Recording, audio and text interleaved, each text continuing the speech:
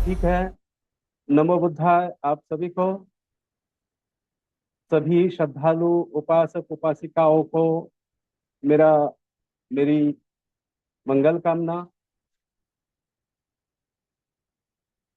आप सभी आज इस ऑनलाइन धम्म देशना से जुड़े हुए हैं, इसलिए हृदय से मैं आप सभी का अनुमोदन करता हूँ। आज हम धम्मपद अट्ठ कथा की एक अत्यंत प्रेरणादायक कथा सुनेंगे। ये कथा हमसे बहुत जुड़ी हुई है। कोई भी संकट में, कोई विपत्ति आपत्ति में, यह कथा केवल धन की कहानी नहीं है। यह अप्रमाद धैर्य संयम और सच्चे चरित्र की कथा है। हम देख रहे हैं कि आजकल के समय में लोग सफलता तो चाहते हैं, लेकिन संयम नहीं चाहते। लोग है, लेकिन धैर्य नहीं चाहते। लोग सम्मान चाहते हैं, लेकिन अपना चरित्र निर्माण नहीं कर पाते। बुद्ध काल में एक ऐसा व्यक्ति था जिसके पास 40 करोड़ रुपए का खजाना था। फिर भी वह साधारण मजदूरों की जिंदगी जैसी होती है उस तरीके से वो जीता था, और उसका नाम था कुंभघोषक। इसी कुंभघोषक की कथा हम आज जानेंगे। अपने जीवन में क्या मायने रखती है, इसके बारे में आप पूरी पूरी से जानकारी करने की कोशिश करेंगे। राजगृह के एक महान धन परिवार में उस जमाने में महाभारी फैली हुई थी। जो राजगृह था उस राज्य में धीरे धीरे घर के पशु मरने लगे। फिर घर के नौकर दासियां मरने लगी, और अंत में घर के मालिक और उनकी पत्नी भी रोगग्रस्त हो गए। जैसे कि हमारे यहाँ कुछ साल पहले पेंडेमिक था कोरोना का, उसी तरह से वो भी बुद्ध काल में ये बीमारी फैली हुई थी। और मृत्यु को सामने देखकर उन्होंने अपने बेटे पुत्र को बुलाया, और आंखों में आंसू थे उनके। बेटे से उन्होंने कहा, अब हम नहीं बच सकेंगे, यहाँ से तुम भाग जाओ। हमारे पास एक स्थान पर 40 करोड़ रुपए का खजाना छिपा रखा है। यदि तुम जीवित जीवित रहे तो उससे निकालकर अपना जीवन बिता सकते हो। यह सुनकर बालक रोने लगा। अपने माता पिता से बिछड़ने की, परिवार से बिछड़ने की जो उनकी यातायात थी, उससे उनका दिल बहुत टूट रहा था। लेकिन मृत्यु का भय इतना बड़ा था कि वह दीवार तोड़कर रात के अंधेरे में से जंगल की ओर भाग गया। कुंभघोषक एक धनिक व्यक्ति का पुत्र था, जो महामारी के दौरान अपने पीड़ित परिवार से भाग निकला था। बाद में उसने एक गरीब व्यक्ति का वेश धारण कर लिया, और जीविका करने के वास्ते, कमाने के लिए काम करने लगा। जैसे साधारण इतने पैसे वाला होकर, इतना धनिक होकर सामान्य व्यक्ति की जिंदगी जीना और अपनी आजीविका के लिए साधारणता काम करने लगा। लेकिन उसे राजा ने पहचान लिया, और जिसने उस राजा ने उनका सम्मान किया और अपनी पुत्री का विवाह उससे कर दिया, शादी कर दी उस राजा ने। और जब भगवान बुद्ध ने यह कहानी सुनी तो उन्होंने उसके बारे में बता दिया। गाथा कही है, गाथा बाद में मैं आपको बता दूंगा। भगवान बुद्ध में ये वेलुवन में जब निवास करते थे, उसी समय कुंभ घोषक के संदर्भ में ये उपदेश दिया है। एक समय की बात है, राजगृह के प्रमुख धनी के घर में नाग वायु नाग वानु रोग फैल चुका था। जैसे कि हमारे यहाँ कोरोना था, और ये नाग वानु रोग जो है, वो नाग वानु रोग मक्खियों से लेकर मवेशियों तक, जो चरवाहे होते हैं, जो गरीब होते हैं, जो अमीर होते हैं, जैसे कि कोरोना की हालत हमारे भारत देश में थी, पूरे वर्ल्ड में थी, वैसे ही हालत राजगृह में हो चुकी थी। जानवर मरते थे, उसके बाद लोग मरने लगे, और स्वामी जो घर के मालिकिन थे, वो भी सब बीमारी की चपेट में आ गए। और आखिर में उस आदमी, मतलब जो अमीर आदमी था, उस आदमी की पत्नी ने अपनी चपेट में, वो पत्नी भी मर गई। और बीमारी का पहला लक्षण महसूस हुआ। उन्होंने पास में खड़े अपने बेटे की ओर देखा, और आंसुओं से भरी आंखों से उससे कहा, प्यारे बेटे, जैसे कि हम जानते हैं कि यह सब बीमारी फैल चुकी है, ये तो हमने देख लिया है कि अपने बेटे को किस तरीके से अपने घर के बाहर इन परिवार ने निकाल दिया। और ये बेटा एक छोटा सा मजदूर की जिंदगी जीने लगा। और जिस राज्य में वो रहता था, उस राज्य के राजा ने उनकी बेटी का विवाह उससे कर दिया। जब नौकरों ने उसे देखा, तो उन्होंने कहा, यदि तुम हमारे लिए काम करोगे तो हम तुम्हें उसके बदले चावल देंगे। क्या काम है मित्र? उस लड़के ने पूछा। काम का आदेश देना और उसे निर्देश निर्देश करना। तुम सुबह जल्दी उठकर कामगारों के बीच जाकर उन्हें आदेश देना। उनको, मतलब जैसे कोई सुपरवाइजर होता है, कोई बोलता है कि भाई अभी गाड़ियां निकालनी है, पुरुषों को उठाना है, उनको बाहर जो बैल बांधे हुए थे, वो बैलों को जोतना है, हाथियों को और घोड़े के लिए चरने का सामान लाना है, समय हो गया है, उनके लिए चारा लाना है। ये सब काम ये लड़का कर रहा था। और स्त्रियों के जो महिलाएं थी, उस महिलाओं को भी उन्होंने उठाना जगाना शुरू कर दिया। इस तरीके से ये मोल मजदूरी करके चावल पकाने का काम, उसी के काम पे स्वीकार करते हुए, इसलिए उन्होंने उसे रहने के लिए एक घर दिया, और वह प्रतिदिन ईमानदारी से अपना काम करता रहा। एक दिन राजा बिंबिसार जो थे, जो किसी को भी उसकी आवाज से पहचान सकते थे, उसकी आवाज सुनी।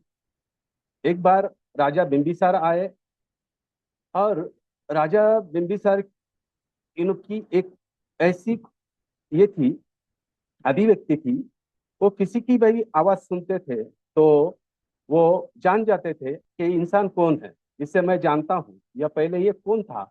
तो राजा बिंबिसार ने उस मजदूर की आवाज सुन ली, और तुरंत कहा, ये किसी धनी व्यक्ति की आवाज है।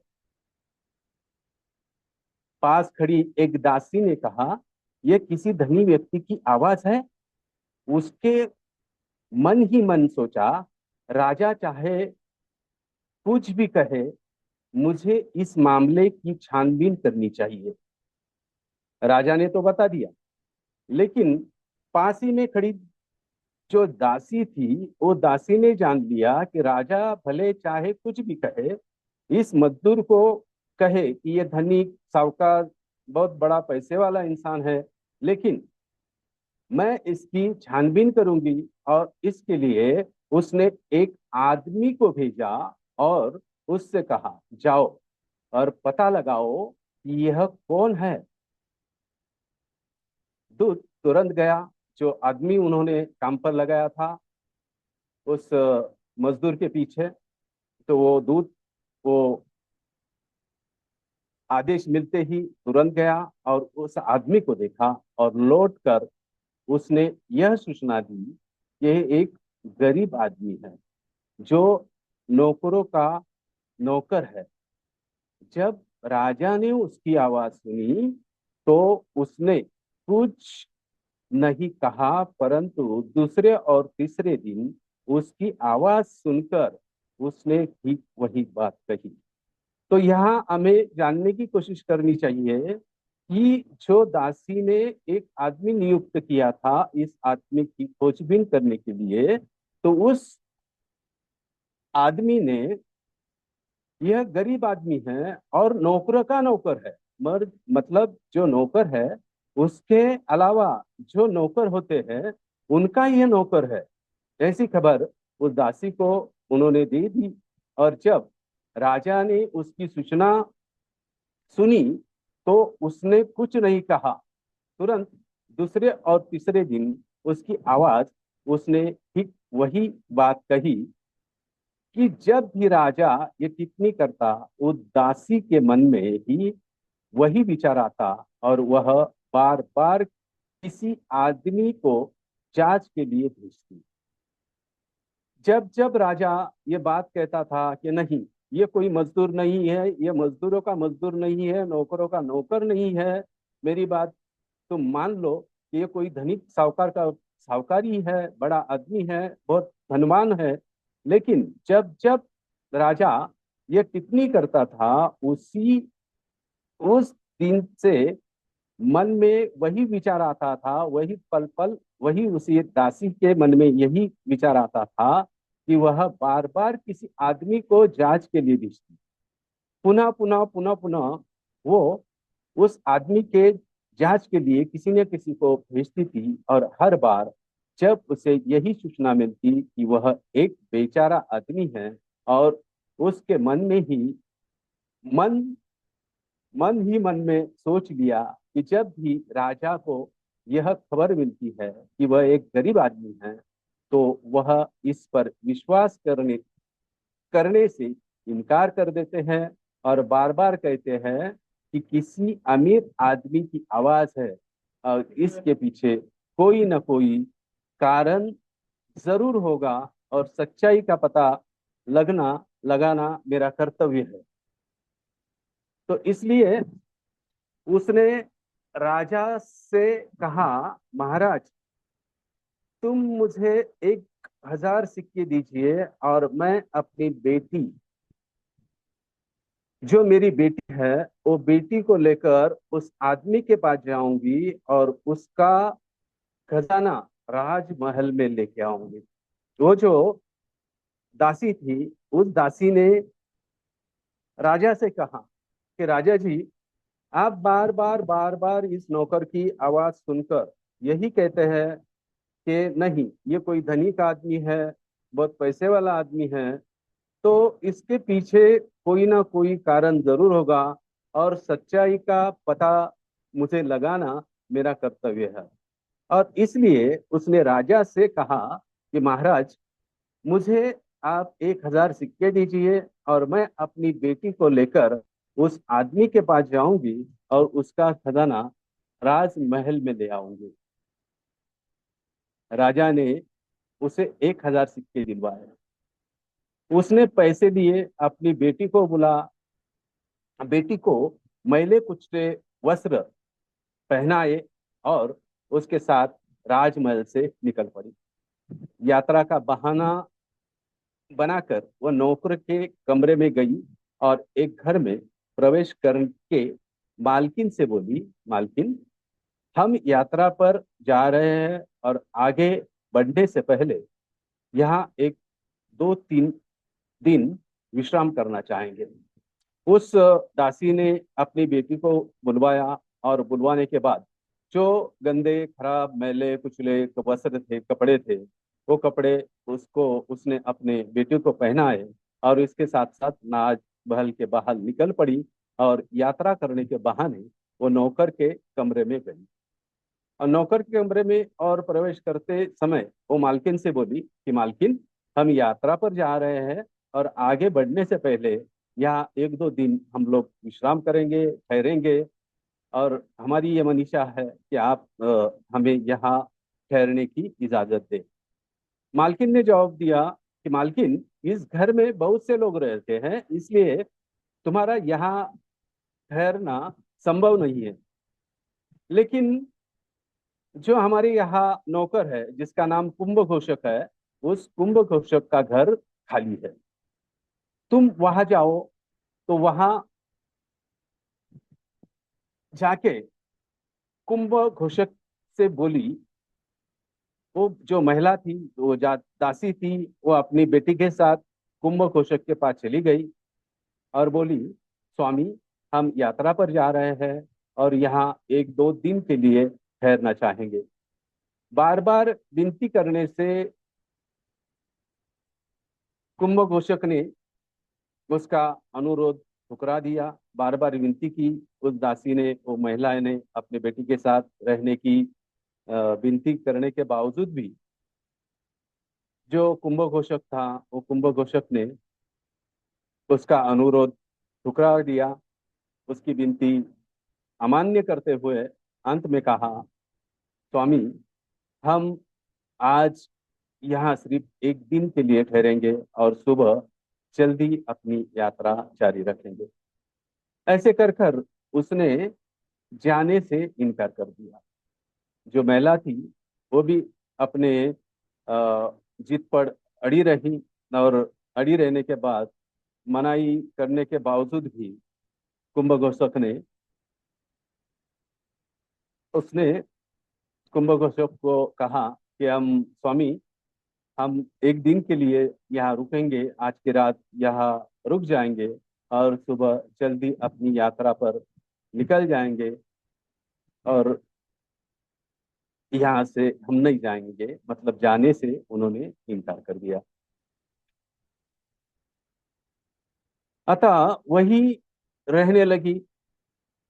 अगले दिन जब कुंभघोषक ने जंगल की ओर रुख कर लिया, जाने का समय हुआ, तो उसने उससे कहा, गुरुजी, मुझे भोजन के लिए कुछ पैसे दे दीजिए, जाने से पहले मैं आपके लिए खाना बना दूंगी। कोई बात नहीं, कुंभघोषक ने उत्तर दिया, मैं खुद खाना बना लूंगा और खा लूंगा। बार बार आग्रह करने पर उसने उसे भत्ता दे दिया, और भत्ता मिलने से ही उसने एक दुकान से खाना पकाने के बर्तन और उत्तम चावल खरीदे। राजा के घर की में प्रचलित विधि से उत्तम उबले हुए चावल तैयार करके और बड़ी सावधानी से 3 भाग चटनी और करी बनाकर उसने कुंभघोषक को वन से लौटने पर भोजन परोसा। उसने कहा कि कुंभघोषक जी, स्वामी, गुरु, आप मुझे कुछ पैसे दे दीजिए, मैं अ, आपसे बार बार आग्रह करती हूँ। तो पैसे देने की बजाय उसने कुछ भत्ता दे दिया, और भत्ता मिलने के बाद वो दुकान से खाना पकाने के बर्तन उसने ले आए, कुछ चावल खरीदे, और राजा के महल में प्रचलित विधि से, मतलब जिस तरीके से वो दासी राजा के महल में खाना बनाती थी, उसी तरीके से उसने चावल पकाए। बड़े सावधानी से 3 भाग चटनी और कुछ जैसे ग्रेवी बनाकर उसने कुंभघोषक को जंगल से लौटने से, जब कुंभघोषक जंगल से लौटा, उस पर उसने उसके सामने भोजन परोस दिया। जब उन्होंने भोजन कर लिया और उसकी इंद्रियां सुस्त पड़ गई, तो उसने उससे कहा, स्वामी, हम थक गए हैं और एक दो दिन यही और रुकेंगे। ठीक है, उन्होंने कहा, और व्यवस्था पर सम्मति जता दी। इसी तरह शाम को और अगले दिन भी उसने उसके लिए स्वादिष्ट भोजन पकाया और उन्हें परोसा।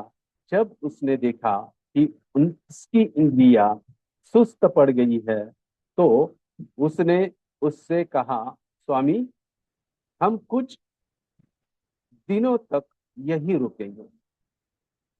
इस प्रकार उसने घर में रहने का प्रबंध कर लिया। रोज रोज रोज रोज हर बार स्वादिष्ट भोजन ये महिला पका देती थी।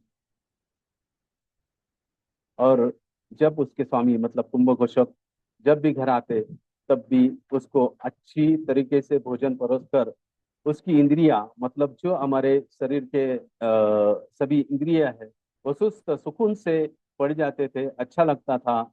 और उसी का फायदा उठाकर इसने कहा, इस दासी ने, कि स्वामी, हम कुछ दिन यही रुक जाएंगे। और इसलिए इस प्रकार उसने अपने घर में रहने का प्रबंध कर लिया। एक दिन उसने एक तेज चाकू लिया और उसके गद्दे के नीचे की डोरियां काट दी। उसने पलंग के फ्रेम को कई जगहों से काट दिया।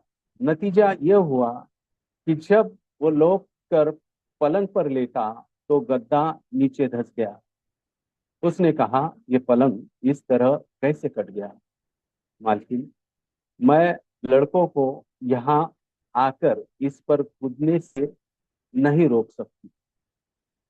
ये औरत तुम्हारी वजह से ही मुझे ये परेशानी झेलनी पड़ रही है। तुम्हारे आने से पहले जब भी मुझे कहीं जाना होता था, मैं दरवाजा बंद करके चला जाता था। मेरे दोस्त, मैं क्या करूं? मैं उन्हें नहीं रोक सकती। लगातार 3 दिनों तक उसने उसके पलंग के गद्दे की और इसी तरह काटा। और जब वह चिढ़कर गुस्सा हो जाता और उसे डांटता, तो वह हर बार यही जवाब देती।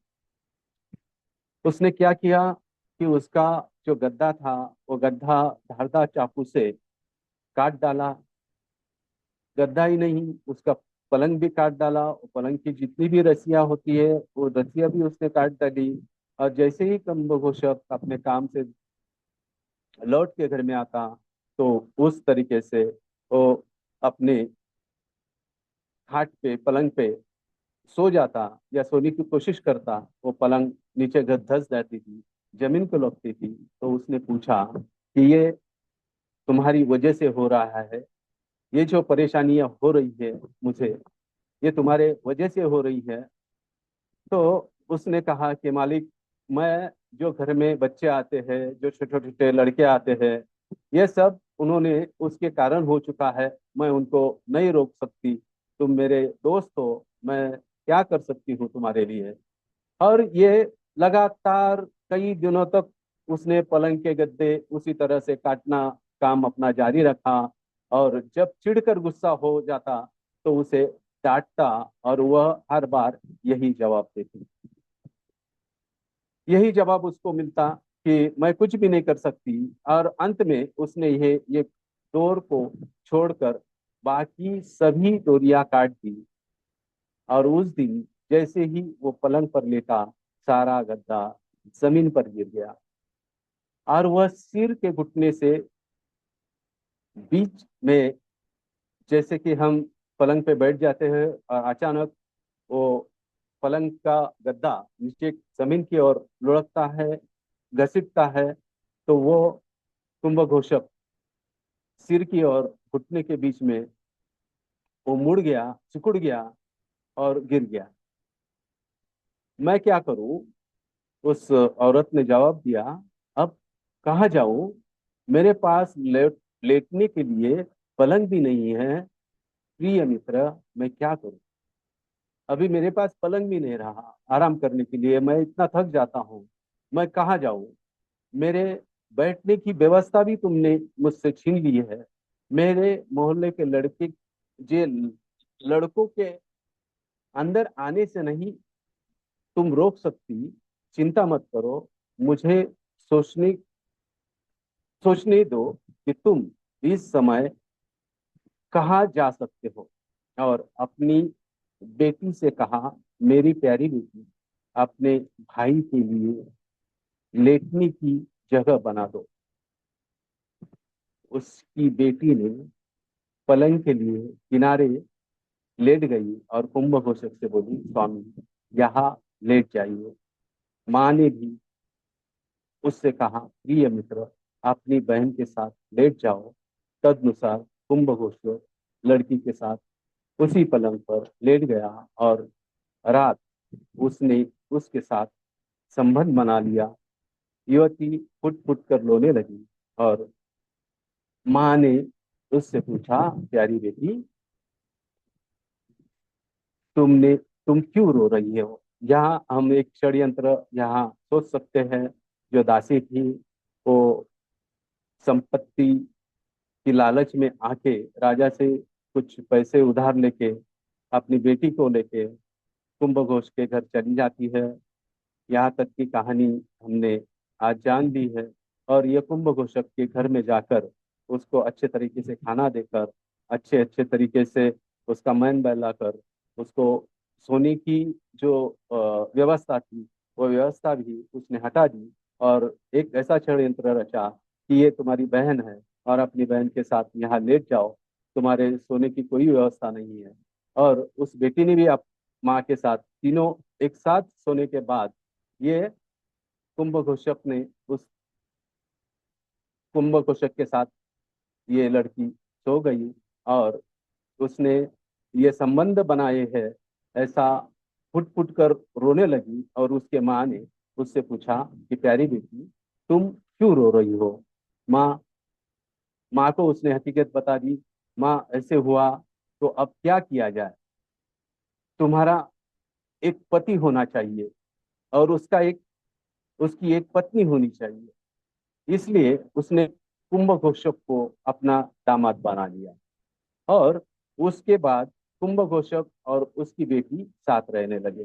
तो इस षड्यंत्र में ये कुंभघोषक फंस चुका था और उसने अपनी बेटी से कहा कि तुम्हारा एक पति होना चाहिए और तुम उसकी पत्नी होनी चाहिए।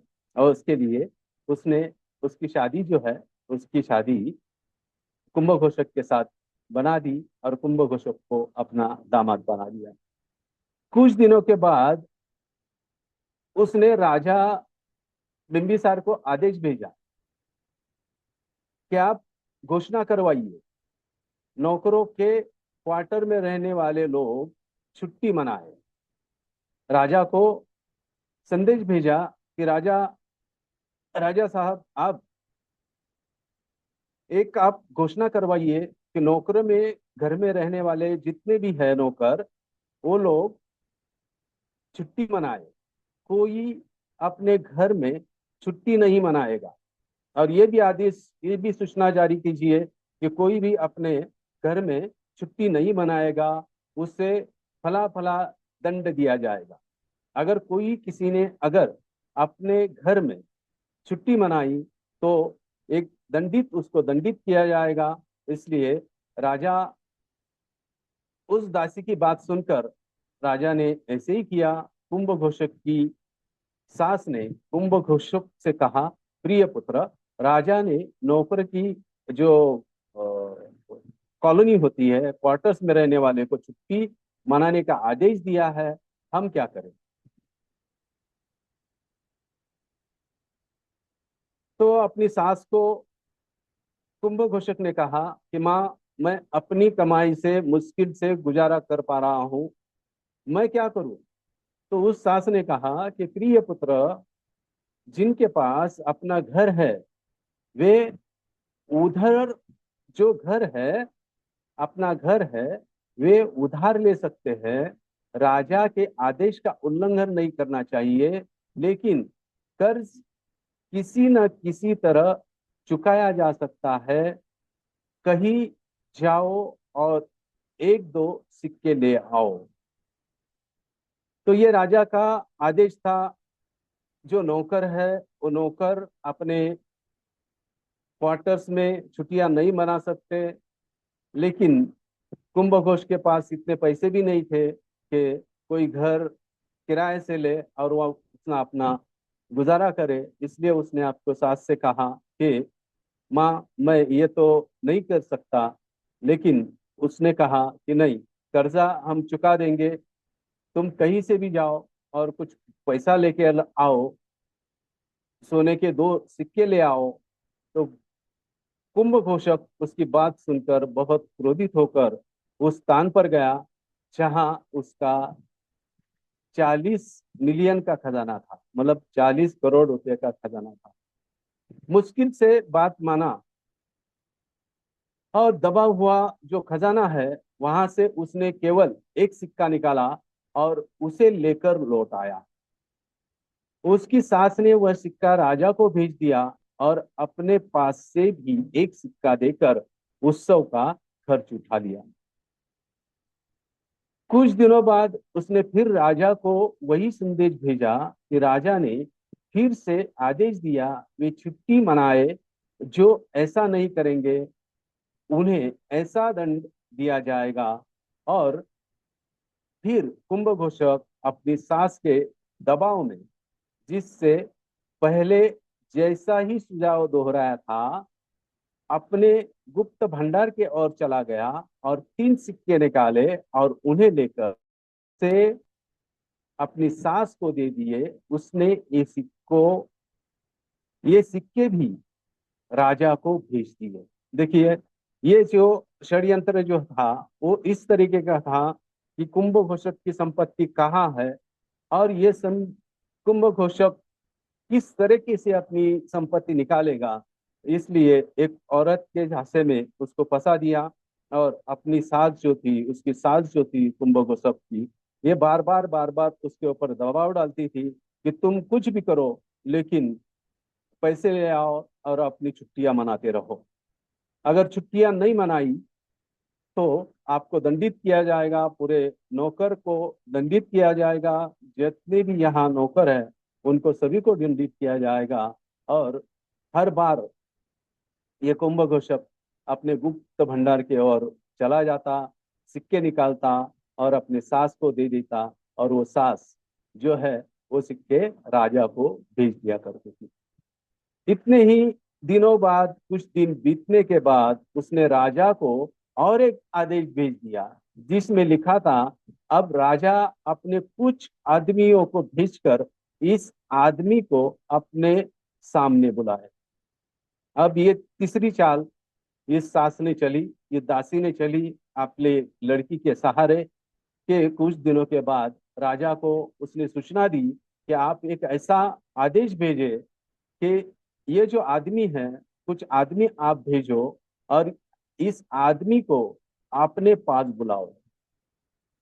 राजा ने राजा के आदमी उस आदमी के पास आ गए, कुंभघोषक के पास आ गए, कुंभघोषक की तलाश शुरू करने लगे। उसकी तलाश करने के बाद उसको पूछने लगे, कुंभघोषक कौन हो तुम? जब उन्होंने कुंभघोषक को देखा तो उन्होंने उससे कहा, महोदय आइए, राजा आपको बुला रहे हैं। कुंभघोषक डर गया और जानने की हिचकिचाहट में उसने कहा, राजा मुझे नहीं जानते। और भी बहुत कुछ नहीं जानते राजा, लेकिन राजा के आदमियों ने उसे काबू में कर लिया और उसके हाथ पैर पकड़कर उसे घसीटते हुए राजा के पास ले गए। कुंभघोषक के पास जब ये सिपाही आए, उनके आदमी आए राजा के, तो उसकी छानबीन करनी शुरू की और छानबीन करने के बाद में ये कुंभघोषक ने कहा कि राजा मुझे नहीं जानते कि मैं कौन हूँ। पहले तो वो डर गया था, हिचकिचा गया था। उसने कहा, राजा मुझे नहीं जानते और तुम भी मुझे नहीं जानते। लेकिन राजा के आदमियों ने उसकी एक भी न मानी, उसके हाथ पैर बांध कर उसको काबू में कर लिया और उसको घसीटते हुए राजा के पास लेके गए। जबकि उसकी सास ने उसे ऐसा करते देखा तो उन्होंने उन्हें ये सास जो कुंभघोषक की सास थी, वो कुंभघोषक की सास ने ये सब देख लिया और उन्होंने फटकारा और कहा, कुटिल दुष्टों, तुम मेरे दामाद पर हाथ उठा रहे हो, लायक नहीं हो। कुंभघोषक की ओर मुड़कर उन्होंने कहा, जाओ मेरे प्यारे बेटे, डरो मत। जब मैं राजा को देखूंगी तो मैं उनसे, उन लोगों के साथ पूरी तरह से उनके हाथ कटवा दूंगी, जिन हाथों ने तुमको मारा है, पकड़ा है, बांधा है, जिन्होंने तुम्हें हाथ पैर से पकड़ा है। इतना कहकर वह अपनी बेटी को लेकर राजा के आदमियों से आगे राजमहल की ओर चली गई। राजमहल कर पहुंचकर उन्होंने अपने वस्त्र बदले, अपने सभी आभूषणों से सज धज कर एक तरफ खड़ी हो गई। राजा के आदमी कुंभघोषक को घसीटते हुए लेकर आए। कुंभघोषक ने राजा को प्रणाम किया और उसके सामने खड़े हो गए। राजा ने उनसे पूछा, तुम कुंभघोषक हो? जी महाराज, कुंभघोषक ने जवाब दिया। तुम अपनी अपार संपत्ति को छल से क्यों खर्च कर रहे हो? महाराज, मेरा धन कहाँ है? मैं मजदूरी करके अपना जीवन यापन करता हूँ। ऐसा मत करो। तुम हमें धोखा क्यों दे रहे हो? मैं आपको धोखा नहीं दे सकता राजा। महाराज, मेरे पास कोई धन नहीं है। तब राजा ने उसे वे सिक्के दिखाए और पूछा, ये सिक्के किसके हैं? कुंभघोषक ने सिक्के को पहचान लिया और उसने सोचा, हाय, मैं तो खो गया। ये सिक्के राजा के हाथ में कैसे आ गए? चारों ओर देखते हुए उसने देखा, कमरे के दरवाजे पर सजी धजी दो स्त्रियां खड़ी थी। उसने सोचा, ये गद्दार साजिश है। इन स्त्रियों की वजह से राजा के निरश्रित देकर, राजा को रिश्वत देकर अपने वश में किया होगा। और तब राजा ने उससे कहा, महोदय, बोलिए, आप ऐसा क्यों कर रहे हैं? ये संवाद चलता रहा। महाराज, मेरा कोई संरक्षक नहीं है, मेरे बराबर का कोई संरक्षक नहीं है। महाराज, अगर यदि आप मेरे संरक्षक बन जाए तो मुझे अत्यंत प्रसन्नता हो। मैं भी हूँ, मैं यही हूँ। महाराज, आपकी संपत्ति कितनी है? महाराज, मेरी संपत्ति 400 बिलियन है, मतलब 400 करोड़ है। आपकी संपत्ति यह लाने के लिए मैं क्या भेजूं? महाराज, रथ भेजिए। राजा ने सैकड़ों रथ को जोत दिया और कुंभघोषक की संपत्ति मंगवा कर राजगृह में ढेर कर दी। फिर उसने राजगढ़ के निवासियों को एकत्रित किया और पूछा, क्या इस नगर में कोई ऐसा व्यक्ति है जिसके पास इतनी संपत्ति हो? महाराज, कोई नहीं। उसके क्यों भेंट दिया जाना चाहिए? क्या भेंट देना चाहिए? महाराज, सम्मान। अतः राजा ने उसे सच्चा ऊंचा सम्मान दिया, उसे धनी व्यक्ति के पद पर नियुक्त कर दिया और अपनी पुत्री का विवाह उससे कर दिया। तब राजा कुंभघोषक को गुरु के पास ले गए और गुरु को प्रणाम किया और उसने कहा, हे पूज्यवर, इस व्यक्ति को देखिए। ज्ञान के मामले में इनके समान कोई नहीं है। यद्यपि इनके पास 400 करोड़ का खजाना है, फिर भी ये न तो किसी अत्यधिक प्रसन्न है और न कि कोई घमंडी है, और न उसके मन में कोई घमंड है, कोई लालसा है, कोई ईर्ष्या है। कोई गरीब आदमी है, वह फटे पना फटे पुराने कपड़े पहनकर नौकरे के क्वार्टर में काम करता रहा, रहता रहा और अपने दिन गुजारता रहा। इसी तरह मुझे उसके बारे में पता चला, और जब मुझे उसके बारे में पता चला तो मैंने उसे बुलवाया, उससे उसकी दौलत कबूल करवाई, उसकी दौलत महल में भिजवाई, उसे अमीर आदमी का पता पद दिया, इतने बड़े पद पर उन्होंने विराजमान कर दिया और अपनी बेटी का विवाह उससे संपन्न कर दिया। इतना बुद्धिमान आदमी मैंने पहले कभी नहीं देखा था। यह सुनकर गुरु ने कहा कि हे महाराज, यदि कोई व्यक्ति इस प्रकार जीवन व्यतीत करे तो उसका जीवन धर्मपरायण है, परंतु चारों ओर अन्य दुष्टों के कर्म उन्हें इस संसार में भी सजाते हैं, परलोक में भी सुख नहीं देते। क्योंकि यदि कोई व्यक्ति अपनी संपत्ति समाप्त होने पर मजदूरी करे तो उसका जीवन धर्म पारायण है।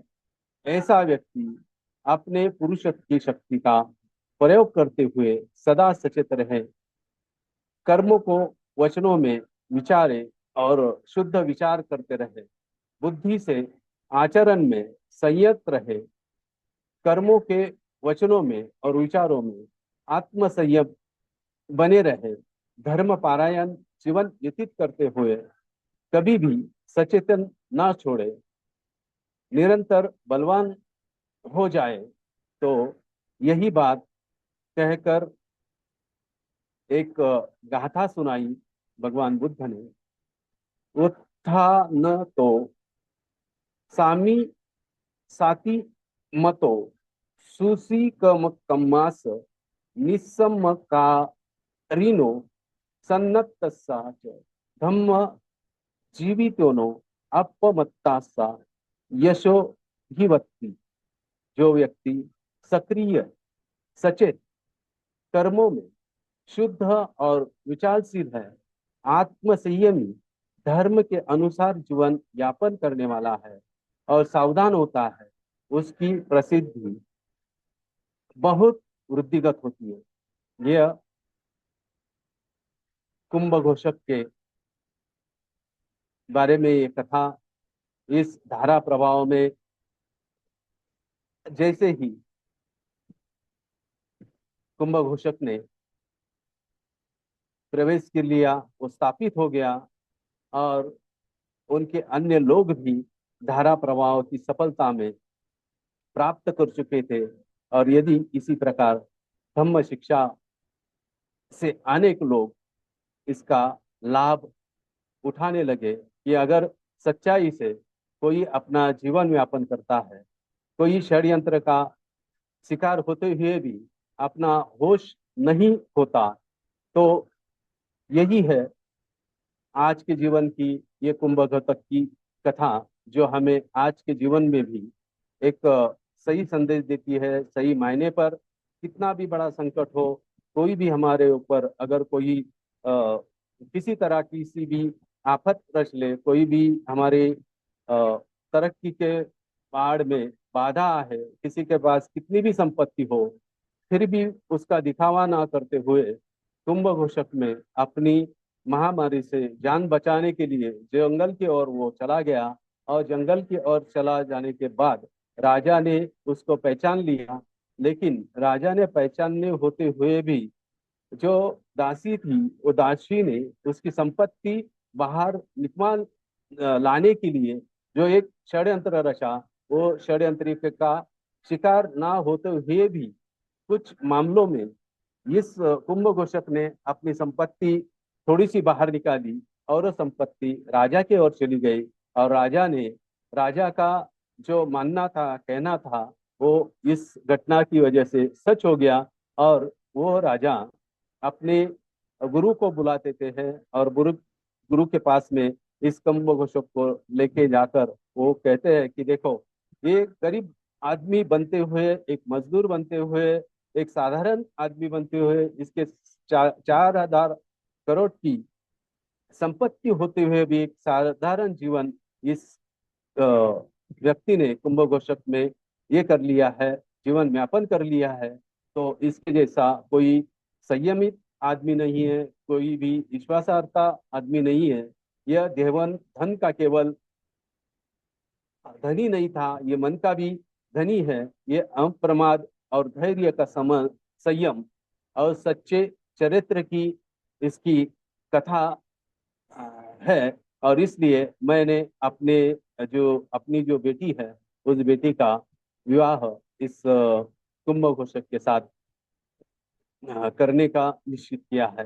तो आज के समय में हम यही जान ले कि आज के समय में जो लोग सफलता चाहते हैं लेकिन संयम नहीं चाहते, इनके पास सफलता थी और संयम था कुंभ घोषक के पास, इसलिए उसको एक राजकन्या के साथ विवाह करना पड़ा। मतलब अच्छे गुणों के लिए उन्होंने सम्मान प्राप्त हुआ, धनिक पद का सम्मान राजा ने करवाया। लेकिन लोग संपत्ति चाहते हैं लेकिन धैर्य नहीं चाहते, धैर्य चाहे तो भी लोग सम्मान चाहते हैं लेकिन चरित्र नहीं चाहते। और इस बुद्ध काल की जो कथा है, इस बुद्ध काल की कथा हमने जान ली है। इस कथा के सुनने से आपका भी मंगल हो। आपने भी ये जब जान लिया कि जीवन में सच्चे राह पर अगर कोई इंसान चले तो उसको मान सम्मान, ये धम्मपद की अट्टकथा, कुंभ घोषक जो श्रद्धालु था, अपनी परिवार से बीमारी के महामारण के कारण बचने के लिए जंगल की ओर भाग चला था। तो यहाँ पर ये कथा समाप्त हो जाती है। तो आप सभी आज ऑनलाइन आने वाले सभी श्रद्धालु उपासक उपासिकाओं को फिर से मैं मंगल कामना यहाँ पर देना चाहूंगा। आप सभी लोग इसी तरह से ऑनलाइन धम्म देशना सुनते रहे और अपनी धम्म की जो अ, जिज्ञासा है, वो धम्म की जिज्ञासा बार बार अपनी जो जानने का, धम्म जानने का, सीखने का प्रयास है, अपरियक्ति धम्मा, ये यूट्यूब चैनल की वजह से आपने मुझे यहाँ आमंत्रित करवाया और यहाँ धम्म देशना देने के लिए एक अवसर दे दिया लोगों के सामने। मेरा कुछ अप अपमद अपमाद वर्ग की ये कथा है जिसका शीर्षक है सावधानी संबंधित अध्याय। ये बताता है जो इंसान अपने जीवन में सावधानी रखे, तो बुद्ध काल में ऐसा जो व्यक्ति था जिसके पास 400 करोड़ रुपए थे और ये खजाना था, और खजाने के बाद भी उसने साधारण जीवन व्यतीत किया। तो आप सभी को प्रियत्नानुभावे जय मंगल कामना।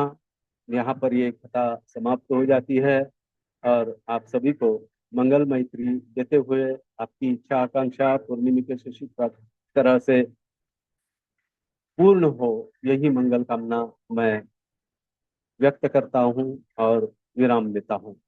साधु साधु साधु।